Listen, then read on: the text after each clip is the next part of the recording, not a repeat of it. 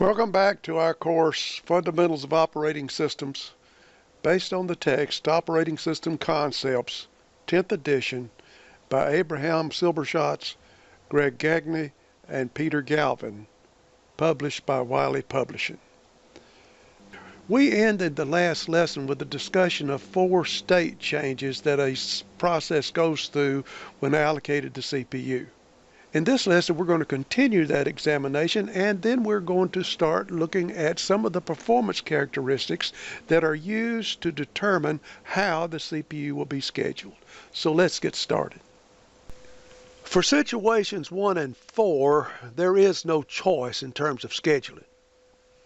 If a process exists in the ready queue, it must be selected for execution. There is a choice, however, for situations 2 and 3. When scheduling takes place under the circumstances 1 and 4, we say that the scheduling scheme is non-preemptive. Otherwise, it is preemptive. Under non-preemptive scheduling, once the CPU has been allocated to a process, the process keeps the CPU until it releases it, either by terminating or by switching to the waiting state. If that process hog we talked about earlier were non-preemptive, the others in the ready queue would not be happy. Virtually all modern operating systems, including Windows, Mac OS, Linux, Unix, all of them, use preemptive scheduling algorithm. Unfortunately, preemptive scheduling can result in conflicting conditions when data are shared among several processes. Consider the case of 2 processes that share data. While one process is updating the data, it's preempted so that the second process can run. The second process then tries to read the data, which are in an inconsistent state because the first process was in the middle of updating. We have a problem. We'll talk more about this later. Preemption also affects the design of the operating system kernel. During the processing of a system call, the kernel may be busy with an activity on behalf of a process. Such activities may involve changing important kernel data, such as input-output queues. What happens if the process is preempted in the middle of these changes and the kernel or the device driver needs to read or modify the same structure? Well, in this case, what has gone wrong is the data structure is in the middle of a modification and cannot be used. So what is the next process with a CPU going to do? Later we'll learn that the operating system's kernels can be designed as either non-preemptive or preemptive. A non-preemptive kernel will wait for a process call to complete or for a process to block while waiting for an input-output to complete before it does the context switch.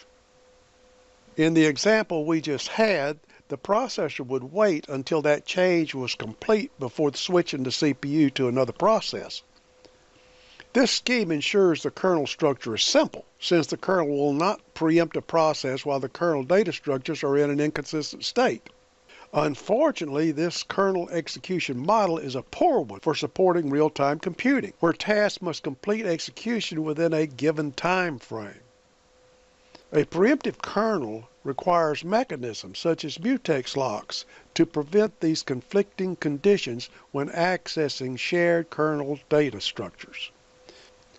Mutex means mutual exclusion, and I promise you we'll be talking more about that later. Most modern operating systems are now fully preemptive when running in kernel mode because interrupts can, by definition, occur anytime, and because they cannot always be ignored by the kernel, the sections of code affected by interrupts must be guarded from simultaneous use. The operating system needs to accept interrupts at almost all times. Otherwise, input might be lost or output overwritten. So that these sections of code are not accessed concurrently by several processes, they disable interrupts at entry and re-enable interrupts at exit. It is important to note that sections of code that disable interrupts do not occur very often and typically contain very few instructions.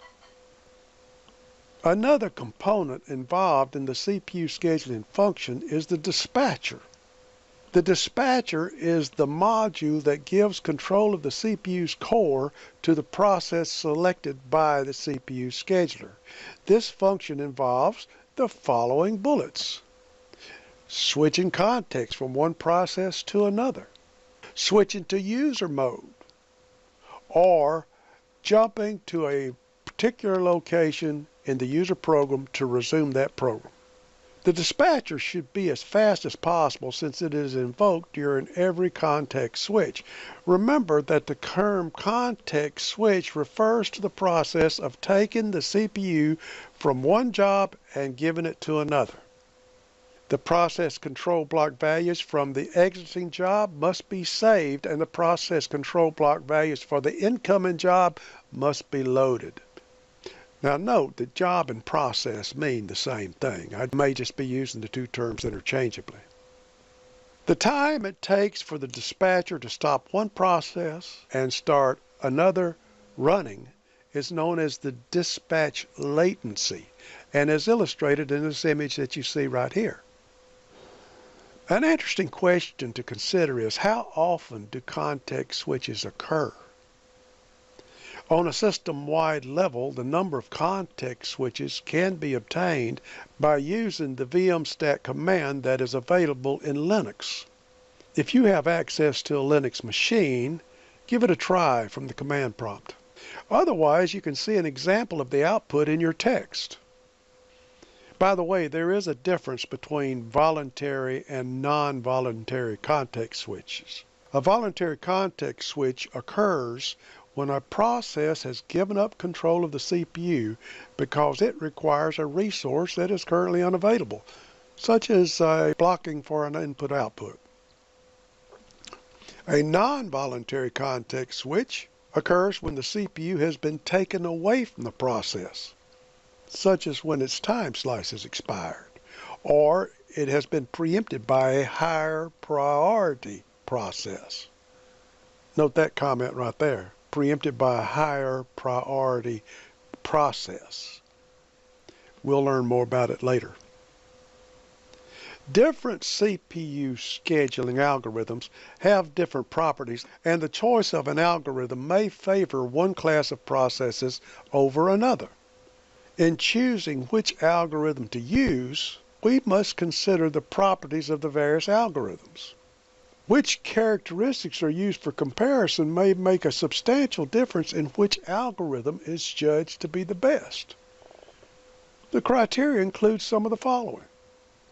CPU utilization. We want to keep the CPU as busy as possible. Conceptually, CPU utilization can range from 0 to 100% of the time. In a real system, it should range from 40% in a lightly loaded system to 90% in a heavily loaded system. There are commands available in Linux, Mac OS, and Unix systems to show your CPU utilization. Another criteria is throughput. Now you know the definition of throughput is the number of jobs or processes that you can get through the system in a certain period of time. If the CPU is busy executing processes, then work is being done.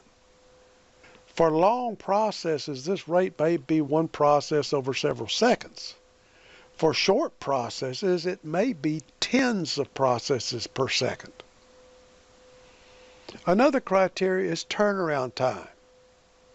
From the point of view of a process, the important criteria is how long it takes to execute that process. From the standpoint of the user, is how long it takes you to get a response after you've input a command. The interval from the time of submission of a process to the time of completion is the turnaround time. Turnaround time is the sum of the periods spent waiting in the ready queue, executing on the CPU, and doing input-output. Another criteria is waiting time. The CPU scheduling algorithm does not affect the amount of time during which the process executes and does an input-output. It only affects the amount of time that the process spends in the ready queue. The amount of time that the process is involved in the input-output is determined by whatever the input-output is. So the waiting time is the sum of periods spent waiting in the ready queue. And finally, the response time. In an interactive system, turnaround time may not be the best criteria. Often a process can produce some output early and continue computing new results while previous results are being output to the user. Therefore, another measure is the time from the submission of a request until the first response is produced. This measure, called response time, is the time it takes to start responding, not the time it takes to output the response. What we want to do is maximize CPU utilization and throughput and minimize turnaround time, waiting time, and response time.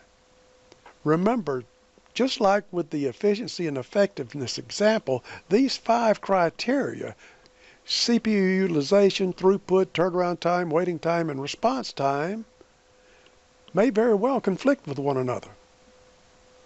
In most cases, we optimize the average measure.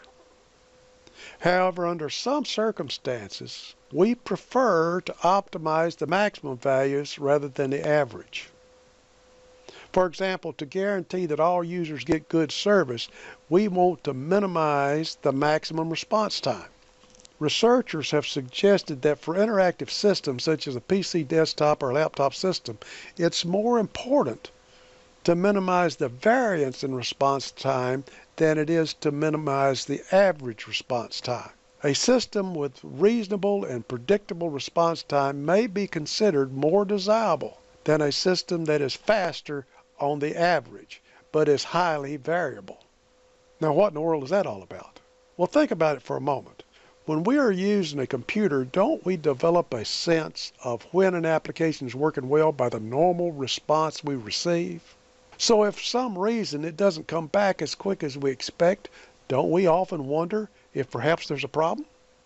If so, then it's more important for us to minimize that variance in response time.